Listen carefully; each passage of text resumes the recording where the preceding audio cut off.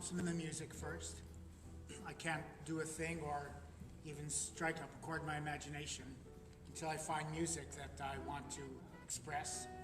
And that hasn't changed in the 43 years that I've been working.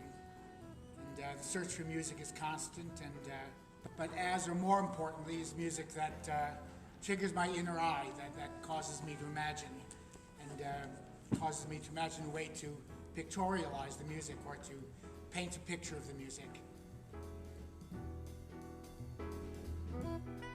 I have nothing in mind at all before I find music.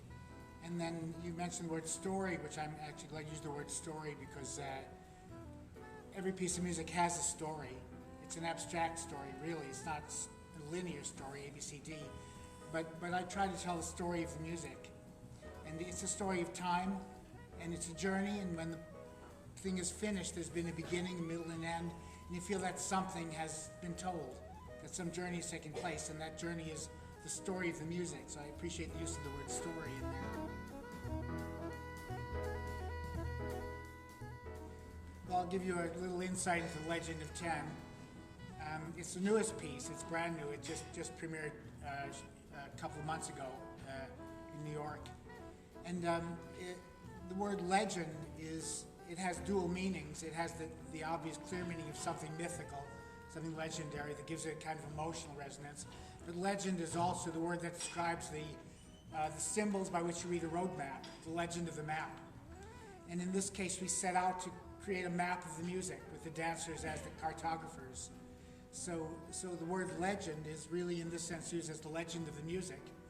And the 10, of course, refers to the 10 dancers who are the legend. They are the codes and symbols. So you might say it's a map of the music in that case.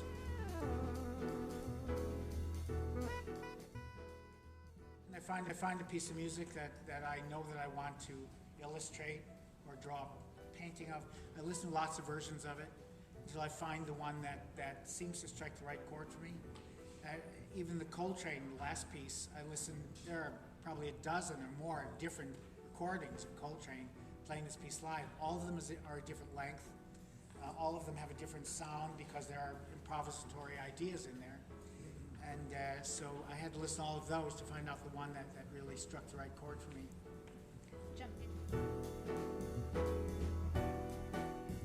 Started as wanting to be a serious artist, painter, sculptor. When I went to college for that, I didn't discover dance until I was in college. But my visual sensibility, my visual acuity was already trained in a particular way.